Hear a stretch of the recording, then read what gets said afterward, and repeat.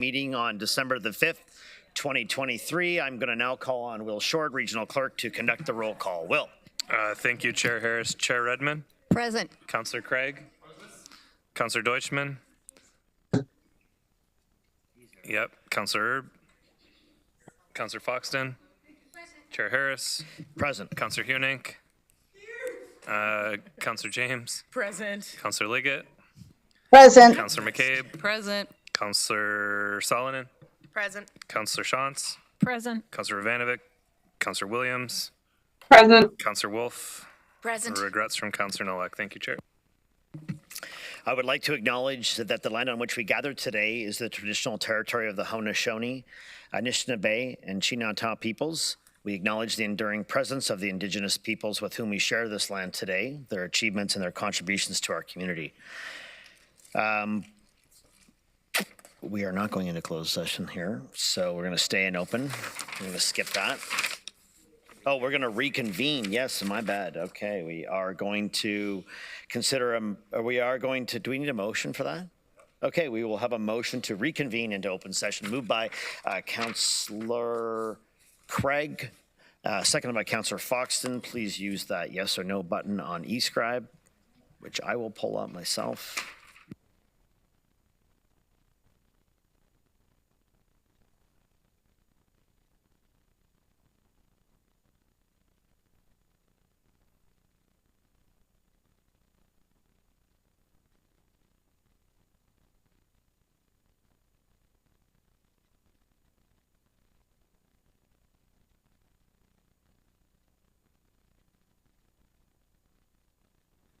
And that is carried, everyone. Thank you. Are there any declarations of pecuniary interest? Seeing none, there actually is one presentation. It's a verbal update by Mr. Dyer, funding reduction update. Mr. Dyer.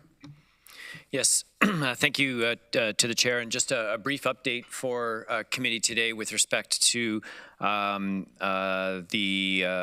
receipt last week of a couple of funding reduction notices. We wanted to provide you with a little bit of extra information and our plans between now and December the 13th. So we've been advised, first of all, with respect to reaching home funding. This is funding that's provided by the federal government. It supports a range of homelessness initiatives across the community. This is funding that was increased fairly significantly over the course of the COVID pandemic, and we currently receive approximately $4.8 million annually. The federal government has announced it will be reducing the region's allocation for the next 2 fiscal years by approximately $320,000 a year, and by a further $3.3 million for the 2 subsequent fiscal years. So this is a $320,000 reduction for 24-25 and 25-26, and then a $3.3 million reduction in the 2 subsequent years. So staff are continuing to review the options for dealing with the revenue loss, and we'll report back to Budget Committee with recommendations on December 13th. And of course, any future funding reductions will be reflected in future regional plan and budget processes. Thank you, Mr. Dyer. Oh, another piece. Not more bad news from the federal government. So through the chair, the second announcement we received last week is with respect to what's referred to as the Transitional Grant for Children's Services. This is funding provided by the province of Ontario. We've been receiving this money since 2021 in the approximate amount of $2.8 million. The funding has been used to support a wide range of children's services program costs across the community, including fee and wage subsidies. And the province has advised that that transitional grant will be discontinued in early 2024. So this creates approximately a $2.1 million revenue shortfall for us next year. And again, staff are looking at the options with respect to that revenue loss, and we'll have recommendations brought forward also to Budget Committee on December the 13th. Thank you. Okay. Questions, Councillor Foxton?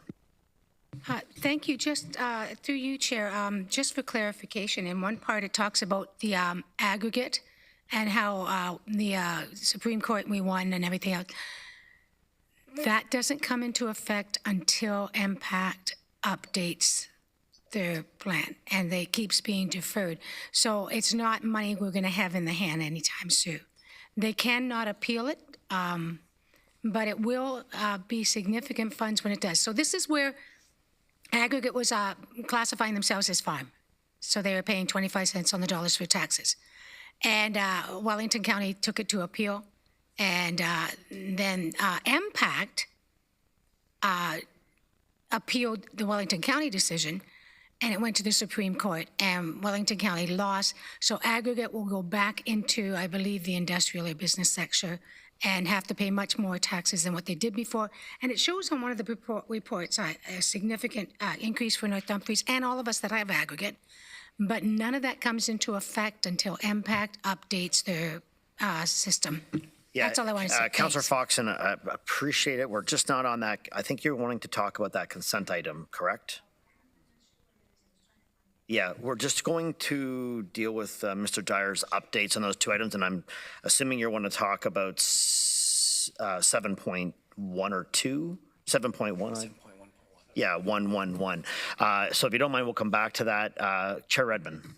Thank you, Chair Harris. I just really want to thank Craig for putting a little bit of meat on the bones. I think this was a really stark update that we got at our last budget meeting, and I think it just continues to underscore the fact that we're providing essential services. This is about homelessness, housing, and childcare, and yet we will be perceived as a level of government that is giving less service. So it just reinforces the fact that we need to have a partnership with the province and the federal government to make sure that these services are delivered to our residents who both need them and expect them.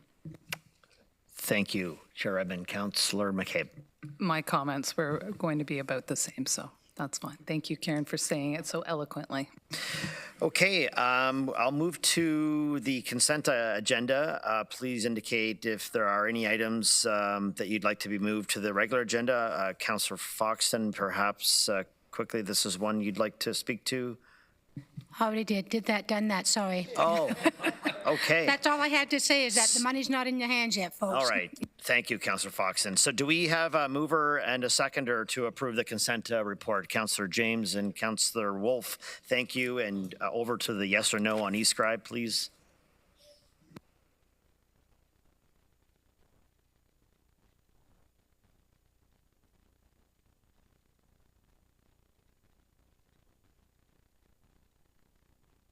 That appears to be carried. Sue Fox, Councillor Foxton votes yes, making it a 14-0 vote. Okay, over to 8.1, strategic priority, equitable services and opportunities. I'd like to call upon Craig Dyer, Commissioner of Corporate Services and CFO, to speak to this report. Mr. Dyer.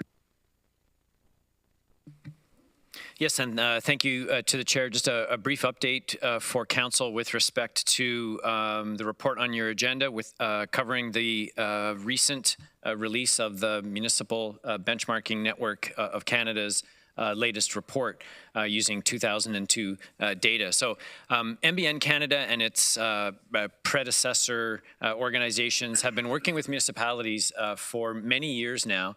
And in order to enhance municipal service delivery and provide benchmarking and continuous improvement programs and initiatives. There are participants in MBN Canada from across the country. And this is, I would say that this is the work that we do through MBN Canada is in addition to all of the other sector-specific work that various divisions and services within the region are part of, whether it's transit, water and wastewater. We're involved in a number of different efforts to benchmark our costs, our service delivery, and see how we compare to other municipalities. And so the challenge in reporting on this report is it's difficult to take 300 pages of data and put it into something that is understandable and practical in terms of providing an overall explanation. So what we've tried to do is look at all of the measures for which the region participates and provide you some high-level overview of where we score. And I would say that certainly in my time here at the region of Waterloo, the region has traditionally scored relatively well in MBN Canada reports, and that continues in 2022. We looked at where the region has placed, whether it's top third, middle third, or bottom third, for 70 measures, and in over 3/4 of those measures were in the top or the middle third. So I think overall a very favorable outcome for the region. There's a number of areas where within the top third, and when I say the top third, I mean either this relates to either a lower cost per unit or a higher performance level, including childcare, facility operations costs, emergency medical services, corporate management and governance, IT, a number of areas across a wide range of services where the region has scored at or near the top or the measures. And then similarly, a number that fell in that middle third, as well. The other comment I would make is, staff would acknowledge that these results can be interpreted in different ways, and we've had many conversations about this in the past. If you take, for example, a service where the region scores, where we score in the top third because our cost per unit of delivery is low, well, you can look at that in two different ways. On the one hand, it could be seen as an indication of efficiency. We're delivering this service in a very efficient way. Others might interpret it as an underfunded service. And then similarly, if our costs are high relative to our comparators, that could be an indication of being wasteful or inefficient. It could also simply be a reflection of the priority and importance of that particular service. And so the point here is that there's context to all of the measures that are in the report, and something that just needs to be the reader has to be mindful of as we're looking at where the region has scored. There is a link in the report to the full MBN Canada report. And the region, again, has been a participant for many years. And if there's any questions, we'd be happy to answer them. Thank you. We have one. Councillor Deutschmann. Thank you, Chair Harris, and thank you for the link to the report. I know this report has been used often through the years, and it's a very helpful and useful tool. I certainly support continuing to use it as a guidepost as part of the overall decision making. And I just wanted to point out, I took a look at the report, and the section with respect to police services points out that with respect to the number of police staff, officers, and civilians, when compared to upper tier regions, we are at the median with respect to that. And further, with respect to total cost for police services per capita, again, upper tier comparators, we are at the median or average with respect to both those items. Thank you very much.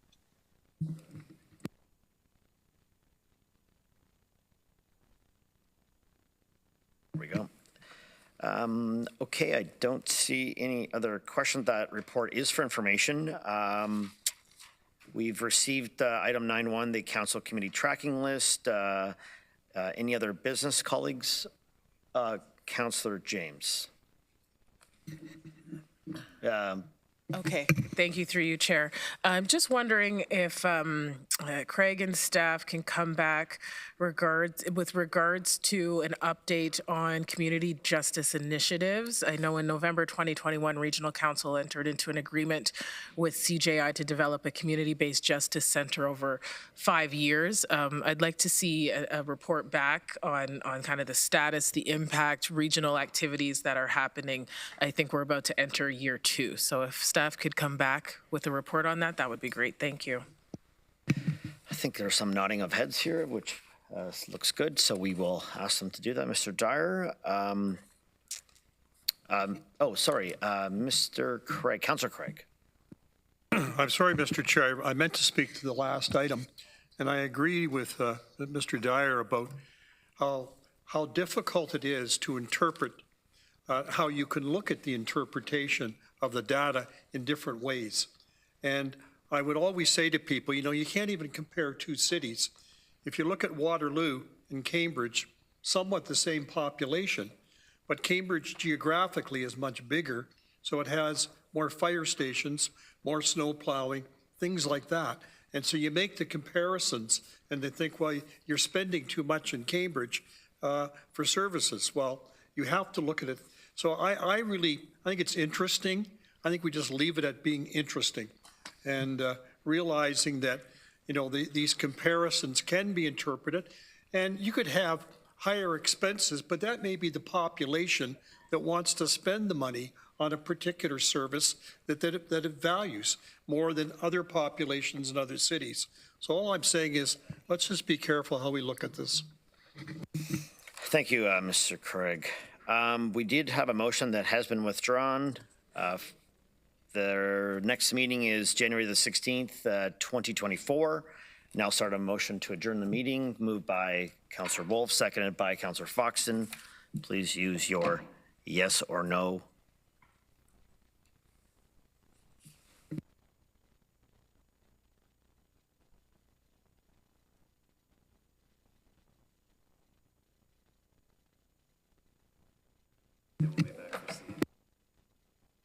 Okay, thank you, colleagues. That is passed, and we will see everyone back just before 1 o'clock for our next committee meeting, Community Social Services.